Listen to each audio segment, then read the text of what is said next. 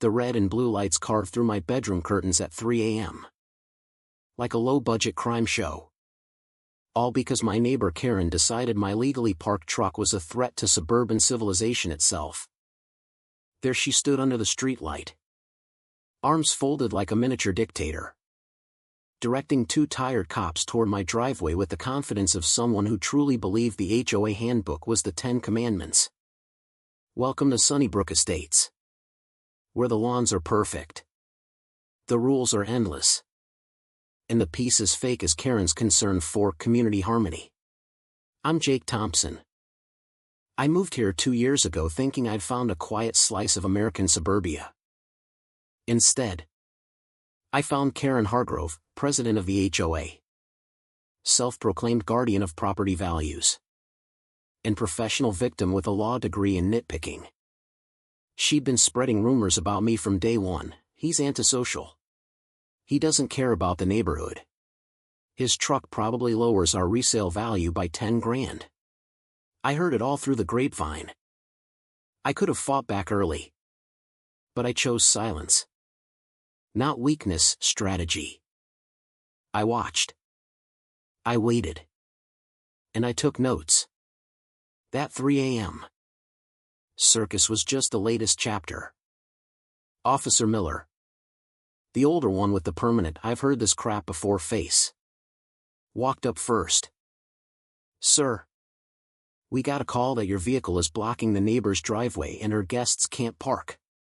I stood in my doorway in sweatpants, rubbing sleep from my eyes, staring at my truck sitting fully on my property with a solid 3 feet of clearance.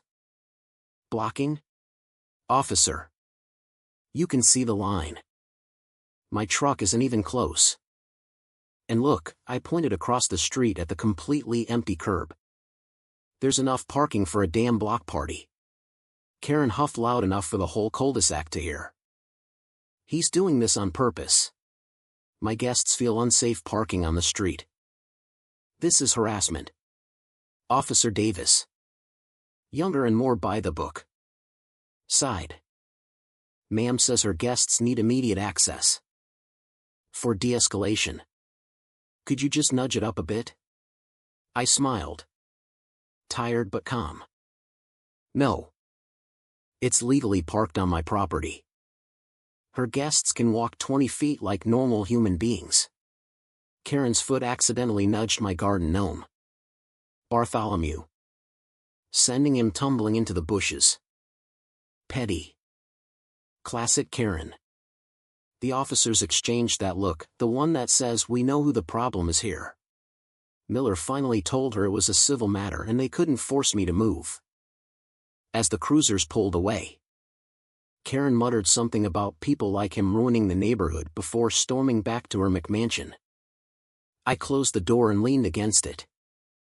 This wasn't about parking. It never was. 6 months earlier, I'd discovered the real Karen. My water bill had tripled. After ruling out leaks, I followed a brand new garden hose that snaked through the bushes on the property line, straight from her sprinkler system into my private well spigot. She was literally stealing my water to keep her absurdly green lawn and prize roses looking magazine perfect while she complained about a hairline crack in my mailbox. When I confronted her, she played the innocent card first. "Oh goodness. I have no idea how that got there. Must be the landscapers." Then she switched to victim mode. "You're being so aggressive about this." I documented everything, photos, videos, timestamps, inflated bills, and reported it to the county and water utility. They investigated, confirmed the illegal tap, and flushed her entire irrigation system with treated water as standard procedure to prevent cross-contamination. Her roses wilted dramatically the next week. She lost her neighborhood Best Lawn Award. Karen never forgave me for that. In her mind, I had declared war.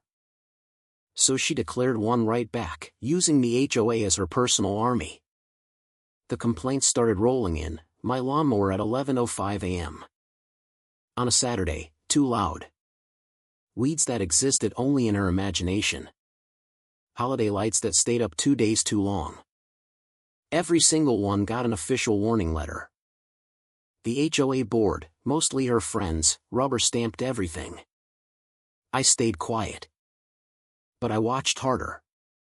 2 nights after the first police visit, she called them again. At 3:20 a.m. The lights were back. This time Karen stood on her porch playing the terrified damsel. He's menacing. My guests are scared to leave. I hadn't even stepped outside. Officer Davis was visibly annoyed now. Sir. Repeated calls about the same non-emergency are tying up resources. Consider this a warning to both of you. Further false calls or harassment could mean citations. Karen nodded sweetly. But I saw the fury in her eyes.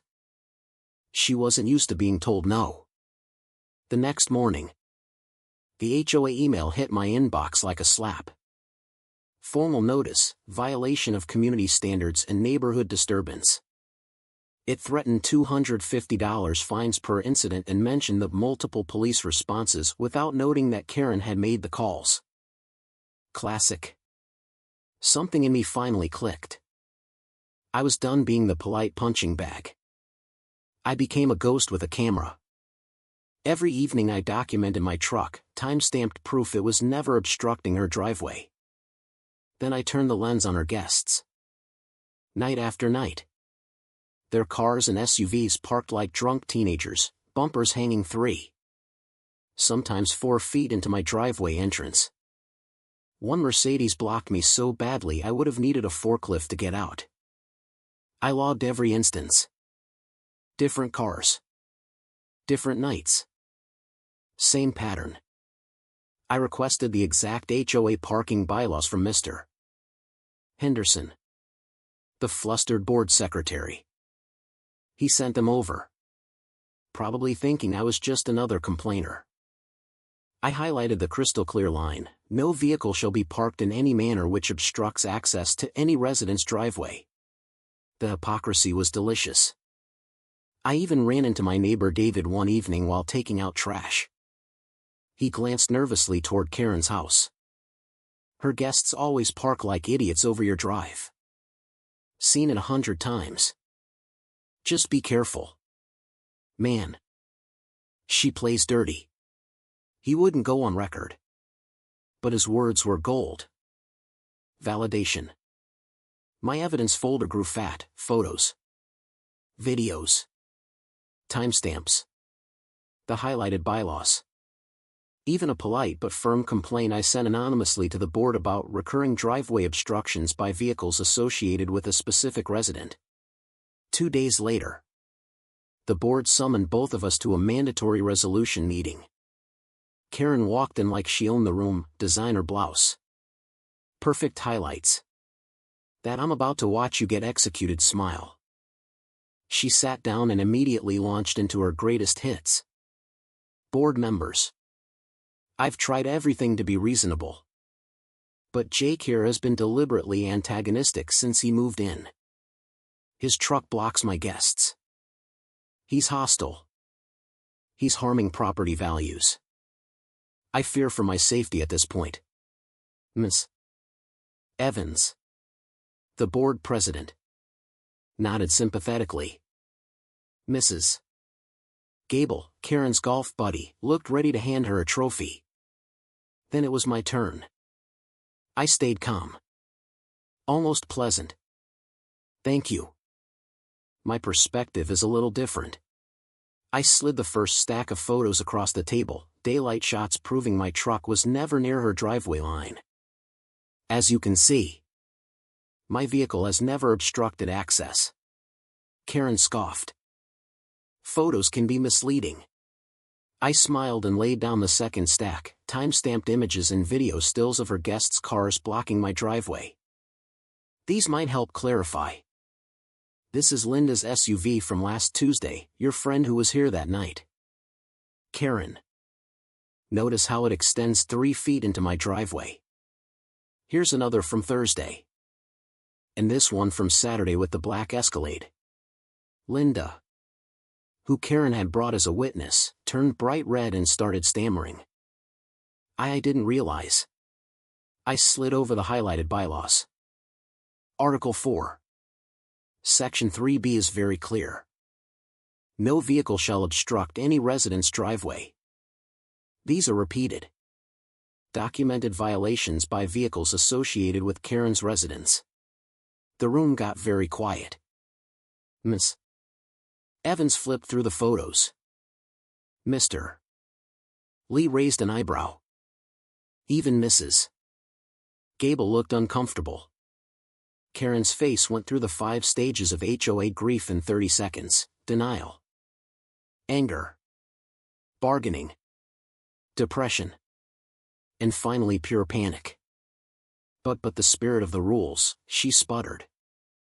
My guests were just visiting. This is retaliation for the water thing. I tilted my head. The water thing? You mean when you were caught illegally tapping my private well and the county had to flush your system? That water thing?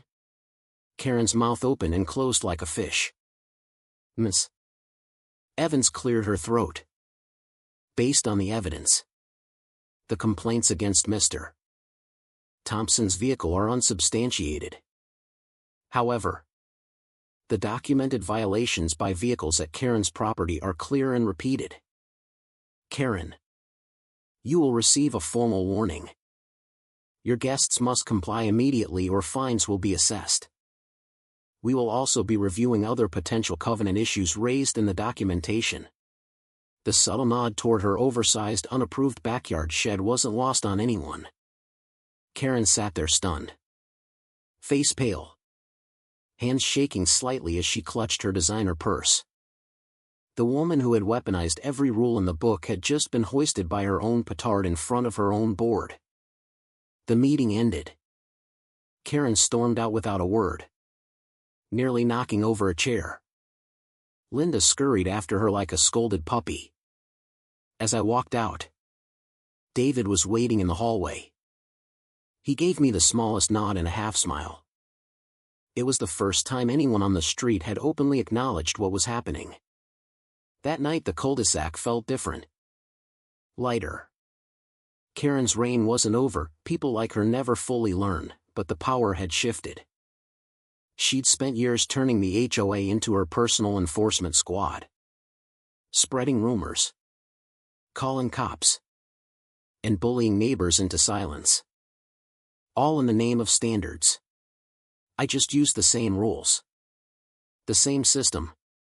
And undeniable proof. The best revenge isn't loud. It's patient. Documented. And delivered with a polite smile while they realize they've been caught in their own trap.